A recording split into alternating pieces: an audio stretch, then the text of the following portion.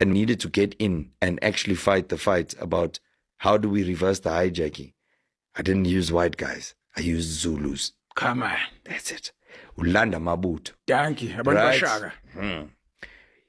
You need to come into the Cape Flats with a zero tolerance attitude. Anyone, it's not difficult to get the information on who the gangsters are. They are known. But the anti-gang unit has got its hands full.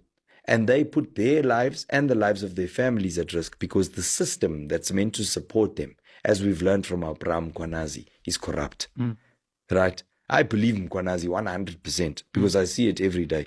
They don't want to fix it because there's somehow, some way that they benefit from it. All of us believed Mkwanazi. We were just really shocked and surprised and excited because it came from him and his level. Another red flag was when Paul O'Sullivan came out and said, what is Mkwanazi talking about? His Huge red wife flag. had her handbag. I said, well, there we go. Now I believe the nigga times 100. Because where do you come from, nigga? Yeah. That guy called serious people to get an interview. Who the fuck wants to hear from Paul O'Sullivan? Anyway, here we are. Hi everyone, welcome back to the Controversial Podcast. In today's video, I just want us to talk about the late DJ Warras. We need to speak about him. We need to put pressure on government because they know exactly who unalived DJ Warras. We need justice for DJ Warras. You know, I was watching MacG's podcast where Dr. Kumo Zia was speaking about hijacked buildings and what is happening. She was talking about a crime syndicate that is happening with regards to properties in Gauteng, why they're hijacking those buildings. And apparently, Chinese are very much involved, including our politicians. ANC has fucked up this country in so many ways. That is really sad because she clearly stated that these Chinese people, including politicians, are only targeting women. If they know that the house is owned by a woman, they will make sure to hijack that building and they work together. It's really a lot because we will never know what happened to DJ Warras. You know, it could be possible that a politician, it could be our president, current president, you know, who ordered that hit. It could be our deputy president. It could be anyone. It could be the EFF people. I'm not saying they have done it. I mean, look at the economic freedom fighters. They love protecting the illegal immigrants here in this country. And the illegal foreigners have unalived South Africans and they still support the illegal aliens anyways.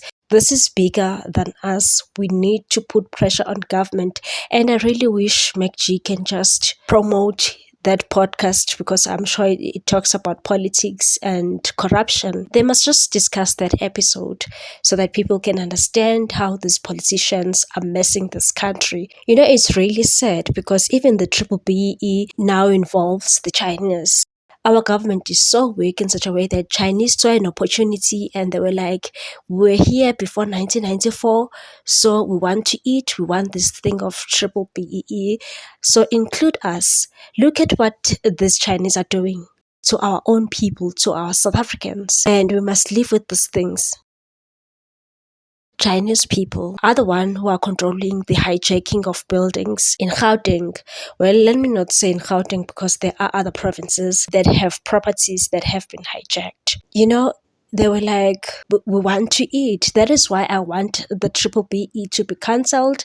I know that there's an ongoing case currently where I've seen Advocate Moses Kakane, they're busy defending this BBBEE nonsense. As the Black Lawyers Association, they're also defending the BBBEE.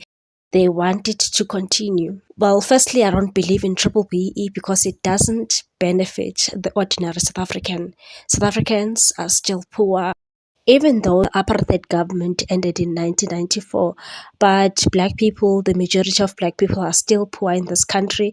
Now, the illegal foreigners saw that this country is fertile for criminality and said, you know what, we're just going to take everything that South Africans have and we'll try by all means to replace them.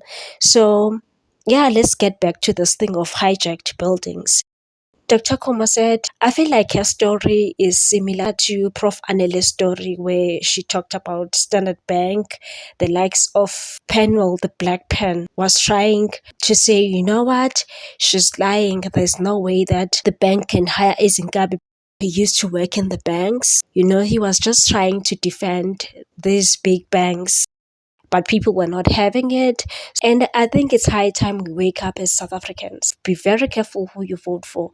ANC, EFF, MK Party, DA Party, I don't trust these parties. PA, these are the parties that need to die, actually. So it was so painful because she said her late husband died, and these Chinese people have a way of saying, no, your husband sold this house. Even though she wasn't aware of it and she did an investigation, she realized that there's corruption happening in this thing, and politicians are involved. Chinese cartels are also involved. The police in Gauteng are working with these people, are working with these Chinese people, because politicians are also involved. So she said police will come into her house. Those dangerous task teams, something that is like PKTT. She said those people will come into her house and tell her that she needs to go. This house was actually sold. So they've been intimidating her and they've tried to unalive her, but the Nkabi was like, I'm not going to execute this job. This woman is innocent and she's helping people. So the Nkabi contacted her and told her that someone ordered us to kill you. I can't do this because I don't see a reason why I should unalive you. So I'm just telling you that. It makes me wonder who really killed DJ Warras. Are the politicians involved who really killed DJ Warras? I feel like we're not talking about this enough, and we are not putting pressure to SAPS to investigate. I know there's a Mozambican who was ordered to kill this guy, and the most painful part is that even South Africans are working with these people. I know there's a guy called Majola there who was arrested, who's a taxi owner. Apparently, he paid a ransom so that DJ Warras can be killed. And he had this Mozambican. Then this Mozambican unalived DJ Warras. We really need to speak about DJ Warras so that he can get justice. There's no way that we can allow this. The interesting part is that she said she even spoke to the suspended minister of the SAPS, Senzo Mchunu, and she told him about this crime syndicate, about hijacked buildings. What did Senzo do? He did absolutely nothing. Absolutely nothing. One can conclude and say that Senzo Mchunu is working with these cartels.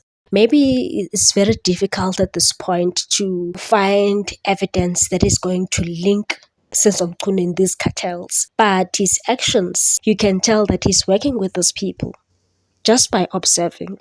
Why didn't he do anything about these hijacked buildings? He did absolutely nothing. And he was the one who disbanded the political killings task team. I'm glad Cyril betrayed him, because Senzo Mchunu said he informed the president about the disbandment of the PKTT. But Cyril Ramaphosa, when he was responding to Parliament's questions, he was like, no, I knew nothing about the disbandment of the political killings task team. And it seems like Cyril Ramaphosa is lying, because even Mapisa Nqakula was speaking at the Renaissance podcast and said she was delegated by the ANC to go to Zimbabwe during COVID-19 pandemic, and she had to use the aeroplane for SANDF. She was the minister of the SANDF at that time. Once that thing was in media, Cyril Ramaphosa was like, no, I didn't send her there to Zimbabwe. She must pay for it. So she was betrayed by Cyril Ramaphosa. And I'm glad Cyril Ramaphosa betrayed Senzo Mchunu, because Senzo Mchunu is not a good man. He's definitely not a good man. What if he works for these cartels? It's just that he doesn't want to admit it. We can't really say it's ANC alone who's working with these illegal immigrants, or ANC people are only benefiting from these illegal immigrants. It's not only ANC. It's the African National Congress. It's the GA and EFF. Stop voting for those parties, please. And let's talk about DJ Warras. Let's put pressure on the government. We want justice. for DJ Waras. Let us not let down the Provincial Commissioner of KwaZulu-Natal. Let's support him. And it's so sad that they're even killing the witnesses, because she even spoke about the protection of witnesses in the SAPS, and she said those people are compromised. Dumsani Kumalo was like, these people, I can't put you on witness protection because these people are also implicated. These are the same people who want you dead. Can you see that women are under attack in this country and no one is talking about it because of these illegal foreigners? When we speak about it and we say, Abahambe, we don't want these people, they be like, no, we are xenophobic. It's fine if we are xenophobic, but these people must just go. Same as this one who was insulting us on Newsroom Africa, who said, if it needs be, we'll arm ourselves, we'll have guns. If they want war, can you imagine? They're trying to replace South Africans, and there'll be Jolofinas who will be marrying these bastards who really hate South Africans.